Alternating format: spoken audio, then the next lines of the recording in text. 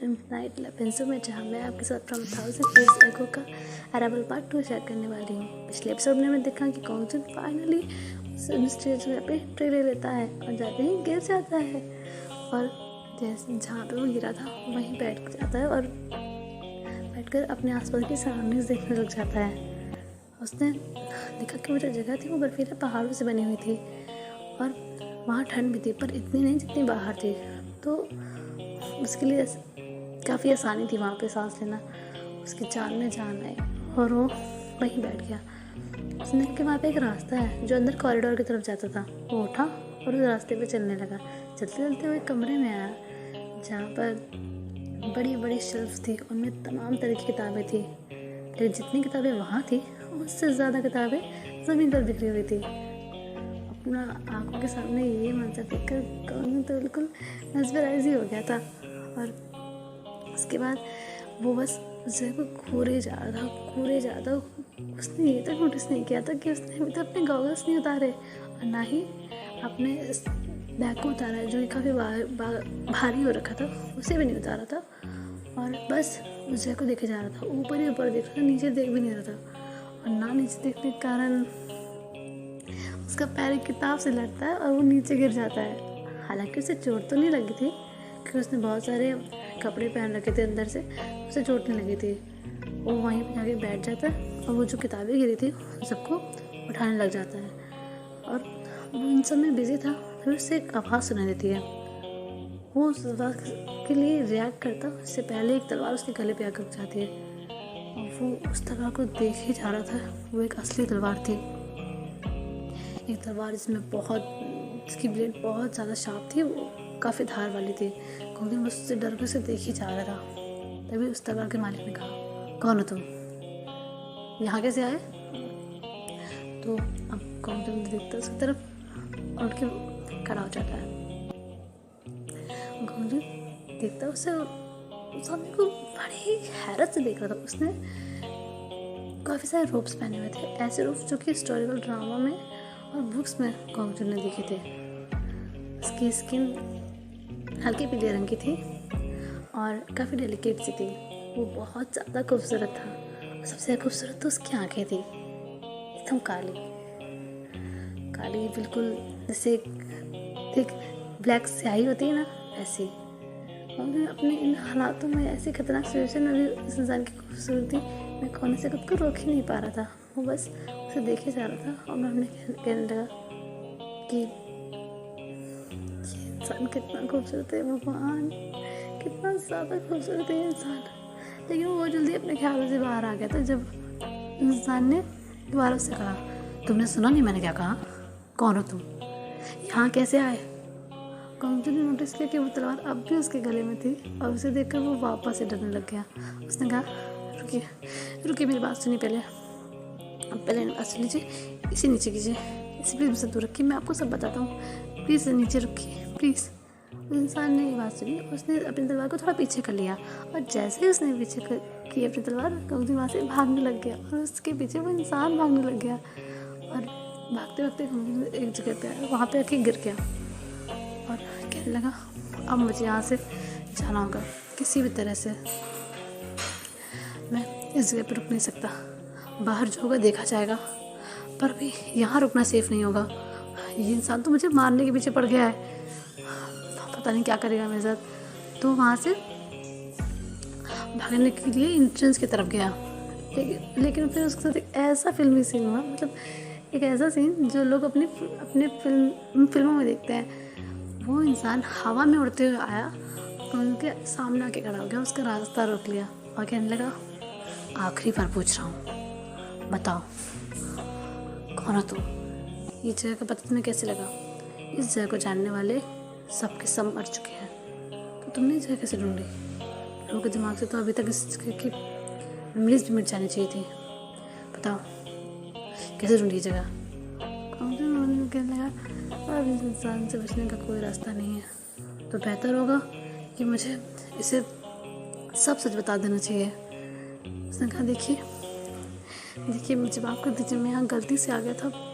मैं तो अपने दोस्तों के साथ हाइकिंग पर आया था, और वहाँ पे बर्फ़ का तूफ़ान आ गया जिससे मैं अपने दोस्तों से बिछड़ गया और मुझे एक जगह चाहिए थी तूफ़ान से बचने के लिए, तो मैंने एक्सीडेंटली ये जगह ढूंढ ली और मैं यहाँ आ गया। मुझे नहीं पता था कि यहाँ लोग रहते हैं, आप रहते हैं, मुझे माफ़ कर दीजिए।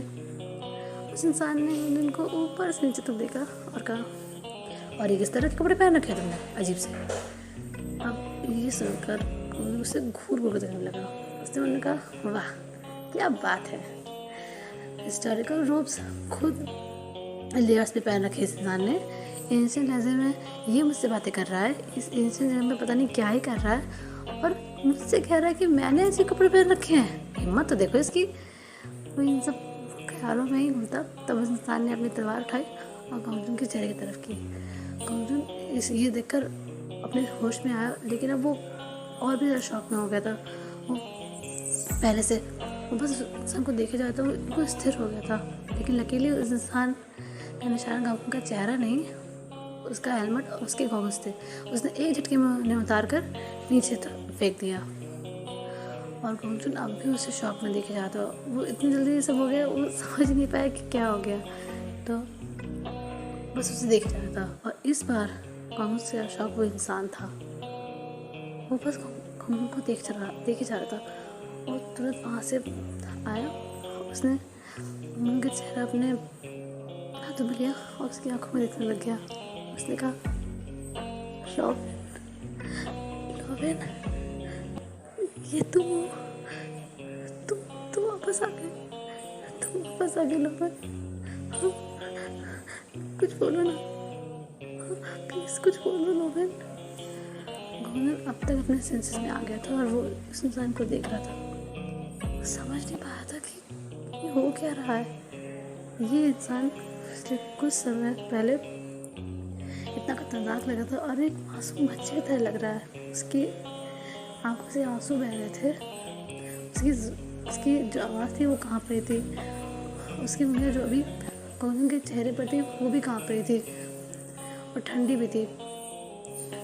गौतम उसकी हालत नहीं देख पा रहा था, उसे नहीं जानता था, पर उसे ऐसे हालत में देखकर बहुत तकलीफ़ हो रही थी, बहुत ज़्यादा दुख में था। वो ऑलमोस्ट चाहता था कि वो बोल दे कि हाँ मैं ही हूँ आपको लोवेन, पर मैं नहीं कर सकता था। वो कैसे कहता था कि वो लोवेन है जबकि वो लोवेन नहीं था। उसने अपने दिल को समझाया और कहा, देखिए आपको कोई गलतफहमी हो गई है, मैं आपका लोवेन नहीं हूँ, मैं गौतम हूँ। उसका ये कहना था कि उस इंसान ने उनके चेहरे से अपने हाथ डालिए और पीछे खड़ा हो गया। उससे थोड़ी दूरी पर उसकी आंखें नीचे थी, वो नीचे दिख रहा था। उसने धीमी आवाज़ में कहा, तुमने ठीक कहा, तुम मेरे लोवेन नहीं हो, तुम मेरे लोवेन हो ही नहीं सकते, ऐसा नहीं हो सकता। वो पलटा और उसने अपनी तलवार ली और वहाँ से जाने लगा। गौतम भाग कर उसके पीछे गया और उसने उस इंसान का हाथ पकड़ लिया। उसने कहा, देखिए बाहर बर्फ़ का तूफान आया हुआ है, मैं ऐसे माहौल में नीचे कैसे जा सकता हूँ?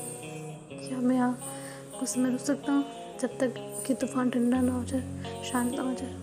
इंसान ने इरिटेट होते हुए कहा, जो करना है करो, और उससे उनके हाथों से अपना हाथ उठाया और जाने लगा। उन्होंने फिर उसका हाथ पकड़ा और इस बार थोड़ा तेज़ी से पकड़ा और कहा, अब वो क्या मैं आपका नाम जान सकता हूँ? इंसान ने कमल को घूर कर देखा।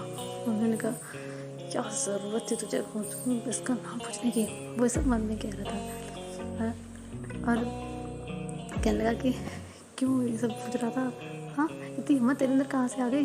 भूल मत, ये इंसान वही है जो अभी तेरी जान लेने वाला था थोड़ी पहले, और अब जैसा जैसा अजीब सा बर्ताव कर रहा है। पता नहीं अब तेरे साथ क्या ही करेगा, पक्का तुझे मारेगा, भगवान ही मारेगा तेरा। लेकिन सुजान ने उनको सरप्राइज़ करते हुए अपना नाम बताया, मेरा नाम जावजिश है, और ये कहते ही उसने अपना हाथ उनके हाथ से छुड़ाया और वहाँ से चला गया। उन्होंने तो बस उसे देखता ही रह गया था जाते हुए। एंड फ़िलहाल के लिए इतना ही। मैं आप सबको मिलती हूँ फ्रॉम 1000 years ago के नेक्स्ट पार्ट में। तब तक के लिए अगर वीडियो पसंद आई तो लाइक कर दीजिएगा, चैनल को सब्सक्राइब कर दीजिएगा, वीडियो को शेयर कर दीजिएगा और कमेंट तो ज़रूर कीजिएगा, और कमेंट में प्लीज़ जय मंजूर लिख दीजिएगा। तब तक के लिए bye bye, see you next time.